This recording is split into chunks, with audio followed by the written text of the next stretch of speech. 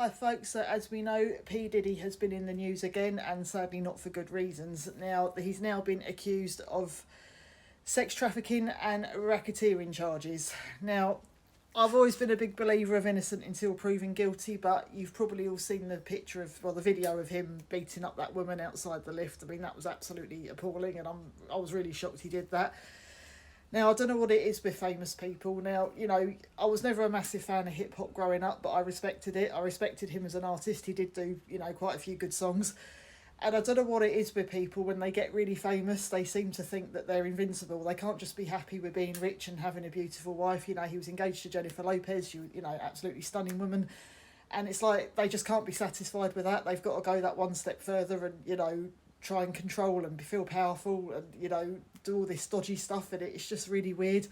I mean, you look at people like, Jeffrey Epstein, Harvey Weinstein, they had it all. Money, beautiful women, cars, houses, fans screaming their name. And yet it's still not enough for some people. They have to just, they have to be depraved and, treat people appallingly. It goes to their head. And the funny thing is, there was a documentary on this I watched a few years ago, and a psychiatrist was saying fame and money doesn't change a person, it just reveals what was there all along.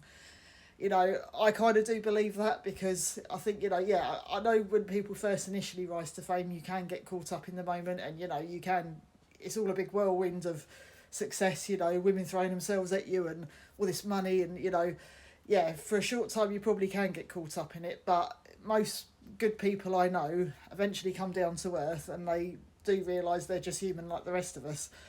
But there are going to be, a small percentage that do think, they're godlike and will try and use that power for bad.